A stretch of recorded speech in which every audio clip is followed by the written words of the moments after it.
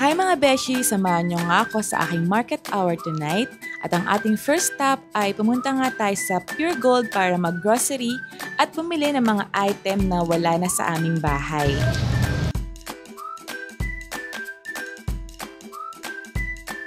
Usually nga sa grocery, ang una kong pinupuntahan ay ang sabon.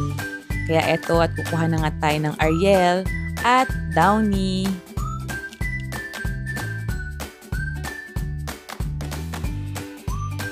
Minsan, ang sarap lang talagang umikot-ikot sa grocery store at tumingin-tingin ng mga items kahit hindi mo naman ito bibilhin. Siyempre, bago mo gawin yon, siguraduhin na nakuha mo na lahat ng items na kailangan mo at siguraduhin wala kang nakalimutan para hindi sayang sa oras.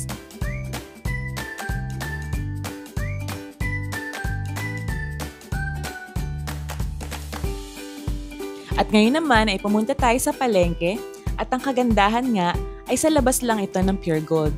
Andito nga ako at bumibili ako ng manok. Eto nga at dumaan na rin ako para bumili ng pagkain ng aking mga pusa.